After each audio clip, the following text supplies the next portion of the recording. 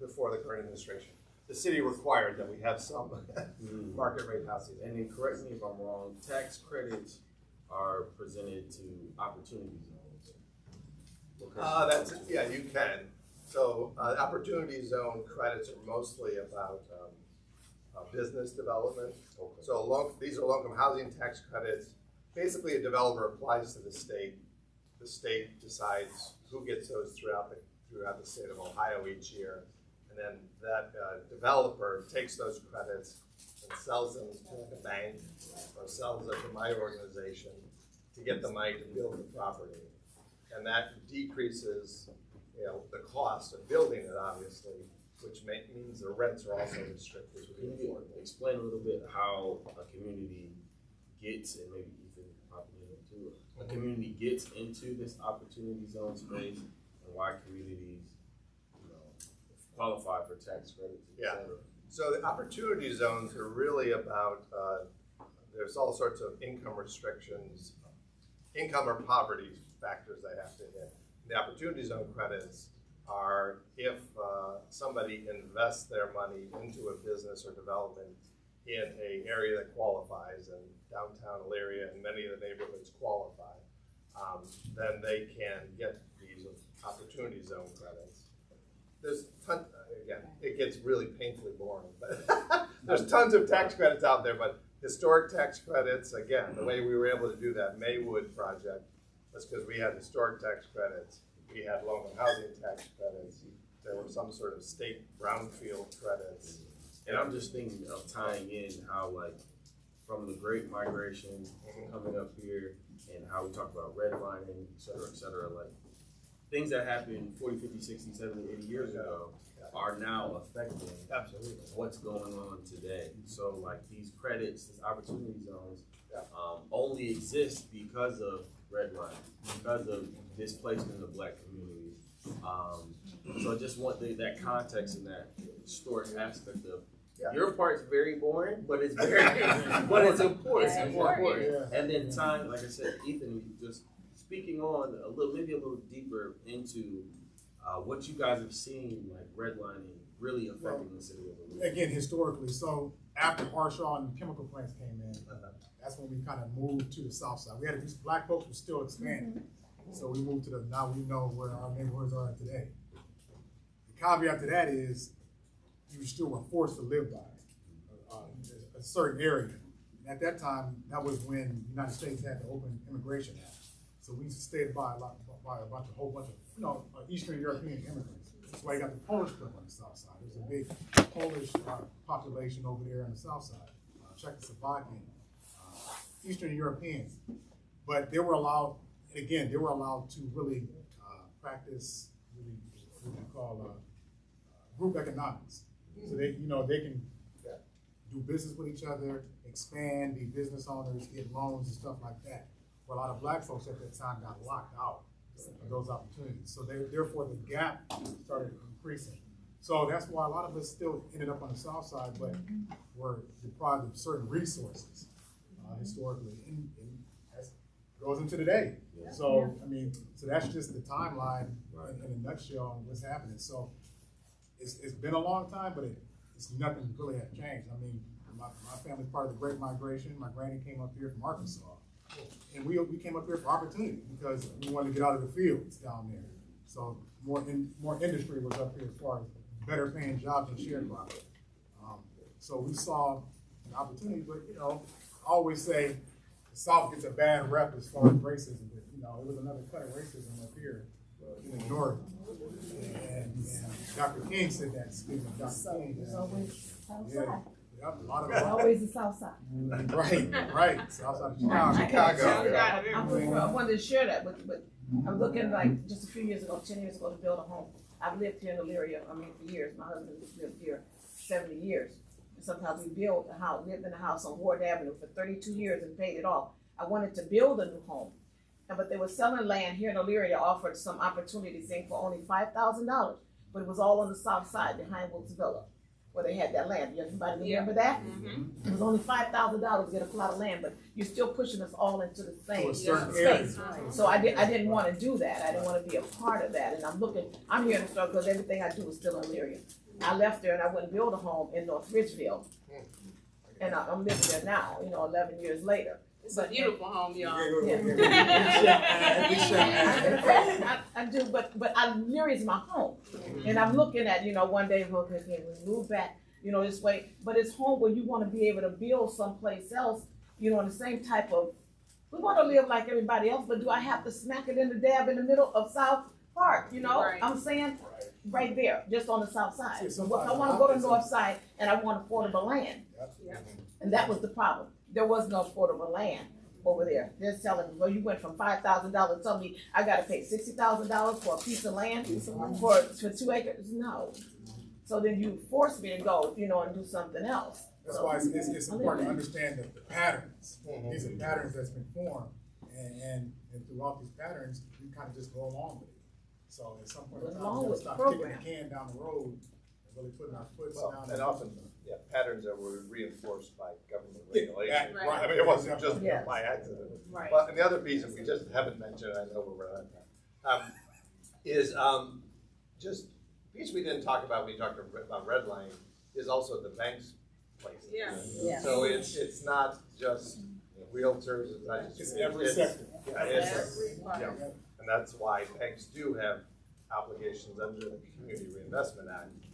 Really was set up to combat redlining, which still is a challenge.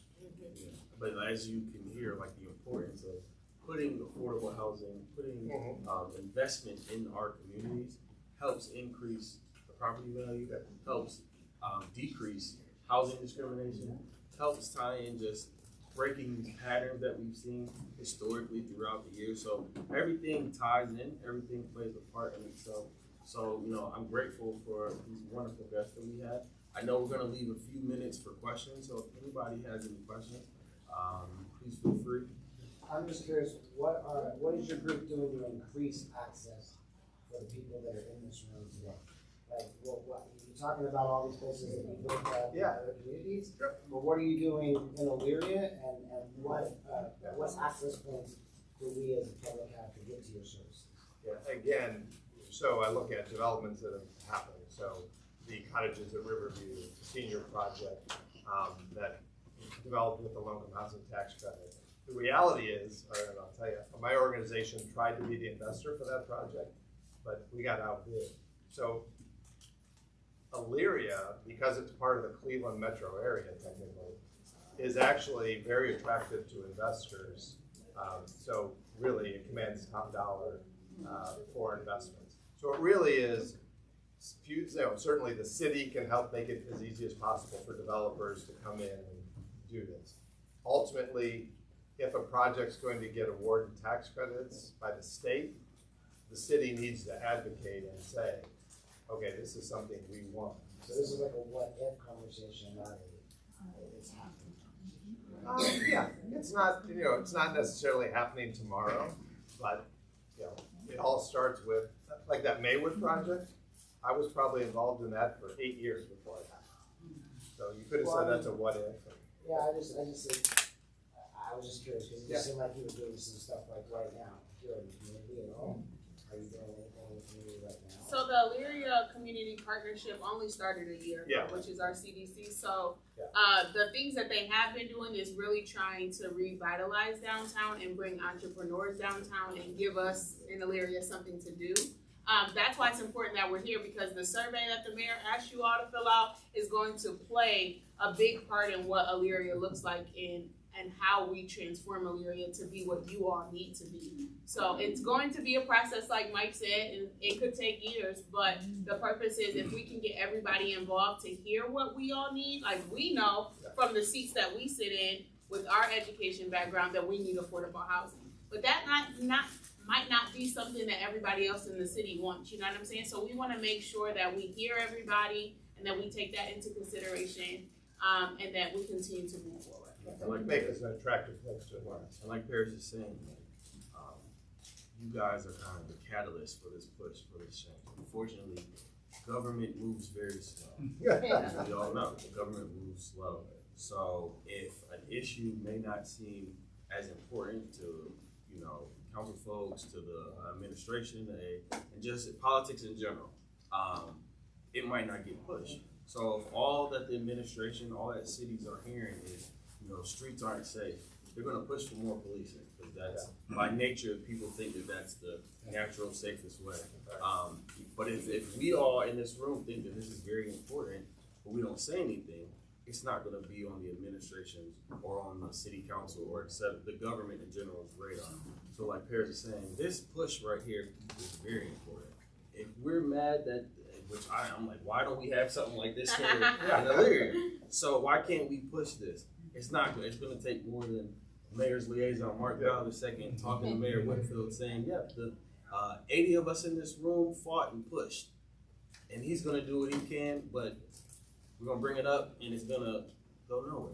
Because we need that community support, like why ECP was created. So things take time. And that's a great point, because the reason the CDC Community Development Corp was created is because we can move faster than the government. Right. So again, we just hired our first time employee. Till now, we've been a group of volunteers. So what they've done in a year would have took us 6, just by the nature of politics, but in government and how things go. And jumping on just the different demographics, downtown Lorain is trying to, we're just kind of behind. Oakland has something, Amherst, Avon Lake, and our downtown, you just kind of ride through. So you kind of want to work from the guts out. You know what I mean? That's a great question. Anybody else have any questions? Yes, ma'am. Are there any kind of programs in place for 20-somethings, the kids who are working every day, marginal jobs, but they want a house too?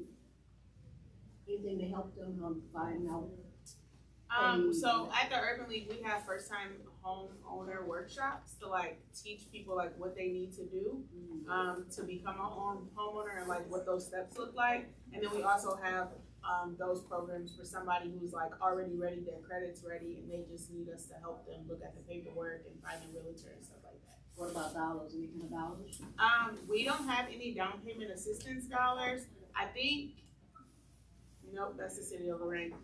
There's no down payment assistance dollar currently, but there's grants that come and go. So it just depends on, they just had one in the city of Lorain that was $17,000 to help you with your down payment. So you have to look for those, but there's banks who also can, if you get your loan through that bank, they have certain programs that can work for them. That's what I was gonna say. Their first time home buyer, their credit, you guys help them get their credit together when they do. It's free for a down payment.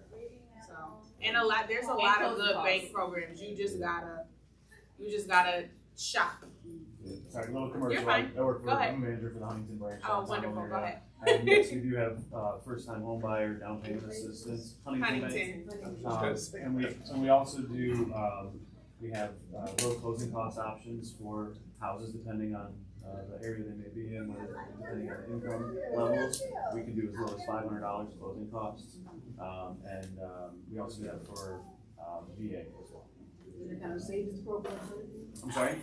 In the savings program, anybody want $8, $2? There's a down payment assistance, but yeah, I don't have the specifics on that program. So call Huntington. Thank you. You're welcome. Any more questions? I know you had a question earlier. Okay. I'm sorry. I wanted to ask, I did the director to Paris. Is there a guideline or book when you talk about the appraisal? Is there a system set up where you know what to look for appraisal values? So, not really. Okay. Not really. It's just about really doing your own research. Pastor Small said, if you can see what your house appraised for, but in the past, and then you can see what your neighborhood looks like, your neighborhood value depicts what your value should be. So say you bought your house for $500,000, but then all these other properties are diminished around you, then your value is going to go down. But if everybody's remodeling their house, you want them to hurry up and get their stuff done, because then that'll make your house go higher. So a lot of times when you're thinking about purchasing a home or selling your home, do some research beforehand so that you can be prepared for what that process looks like. And then ask people hey, how did your process go? Or just ask questions, because a lot of times we just try to do our own thing and then we don't know what's going on because we don't want to bother people. Ask questions. Yeah, and as you talk about the appraisal, I mean, it's certainly the values are round, but it's also, you have to look at how does your home compare to the others. So is the square footage similar? Is the number of bedrooms, bathrooms similar? So an appraiser is going to either give you more value if you have more bedrooms, for example, or bathrooms, or deduct from comparable. And when you get an appraisal, they'll list what they use as comparable properties. And you can talk to them about, okay, that's not really comparable. And they give you like a whole packet, Yeah. like that has everything you need. And you have to really review it, because a lot of times people come to me like, okay, I'm ready to buy my house. I'm like, you didn't even read this. Come on, we gotta read it. So that's a good point. Any other questions? I didn't have a question, I had a comment. I wanted to piggyback off what you said. I work for the Lorain County Community Action Agency, and in our program, we do have a homeowners program, and it's all of the city of Lorain and Elyria, Wellington, where they do help you with your home down payment assistance. And even if you're already a homeowner and you're falling behind on your mortgage, they also help with that as well. It's a power pack. I'll go off first and say that they have tons of programs out there, most of them accessible through their agency, that the federal programs for home improvement. So if you already own your own home, you can get new windows, you can get weatherization within Ohio. If you're over a certain age, you can call the Office on Aging. They have access to a lot of different home improvement projects. And the new Habitat Humanity's back up and running. Cleveland actually took over that debacle. So if you need assistance, you can all go there. So that's HUD. Housing, urban. LCC is really where you like. They run. You guys are running a workshop right now, right? Yeah, we are. Yeah, I thought about it, and I was like, oh, $2,500. yeah. $2,500 down. You can get a HUD certificate that'll give you like a no, sometimes even no or low deposit home loan. Same thing with for the veterans one. I bought my own in Lorain on a veterans one, and so like you also want to watch the interest rates there. But again, so that's like we just brought up 2 or 3 agencies that can help. So that's HUD, Lorain Community Action, Office on Aging, Habitat for Humanity. And then the city of Lorain and the city of Elyria, they have grants to help rehab homes too. You just gotta fill out the application. If you need help filling out the application, I'll help you fill out the application. Mark, have him to restate that. Oh, yeah, 211. 211. I entered for 211 in Franklin County. I find that Lorain's is a little different, but if you call 211, they'll give you all this information. You just gotta ask, and there are so many programs available to people out there that I feel like it's just you don't know about. That's it. Like when I tell people, like if you're not on HEAP or you're not on PIT or you're not on any of those programs, LCCA was doing a water program if you were behind in your water. So don't wait until you get so far behind that you can't pay. Call them up, and usually they have a program that will help you out. But you should be on HEAP and PIT. If you're under, like those numbers that they were showing you, they apply to HEAP. You could be getting your gas and your electric for $10 a month, depending on how many people you have, and you have to reapply every year. But that puts more money on your plate and allows you to save up money for that elusive down payment that you need, because you still need $2,500 in your bank account, I believe, to get that HUD money. But homeownership takes you out of that rental, and that rental is what's keeping you above 50%. So. That's all helpful. And just one more comment. I was about to say, any more helpful? Yeah, I'm working with 211 in United Way. We are also doing taxis for free. This is for Lorain, Elyria, Wellington, anywhere. Bus come down to Lorain, Ohio, and then you taxi them. That's awesome. The principal's here. Did y'all have a good session? Yeah. Good. So it was recorded, so we'll make sure to share this with others. Thank you to our panelists. Am I good to wrap this up? Okay. Sorry. So yeah, thank y'all. Feel free to get some refreshments out in the lobby. Stay engaged. That's one of the things I tried to say with the other group. Don't let this be the last time we'll see you at a public meeting. Engage, especially our young people. Make sure your voice is heard throughout this process. Anytime you see these surveys online, fill them out. Make sure your voice is heard. Thank y'all so much for participating. And, let's keep the work going. Let's keep it going. Thank you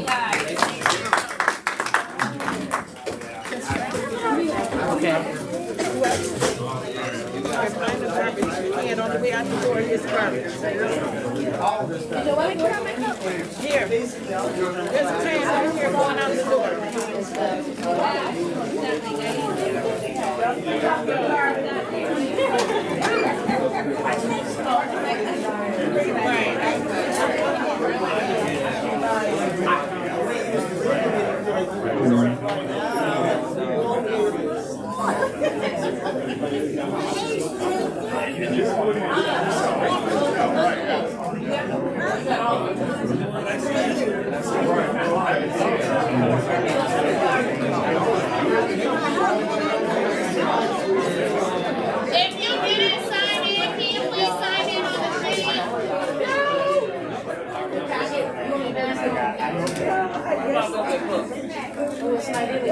Somebody left their cup over here, a white cup.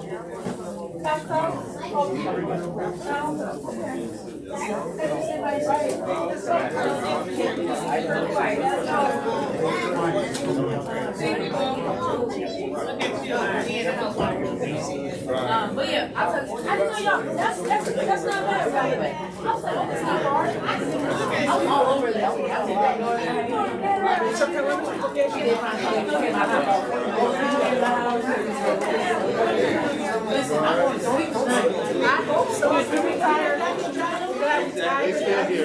Ben's gonna retire this year. Ben's gonna retire this year. Ben's still free. She has to come out of it. Well, she has a lot of health problems. She got her knee done. Yes. Yeah, and him too.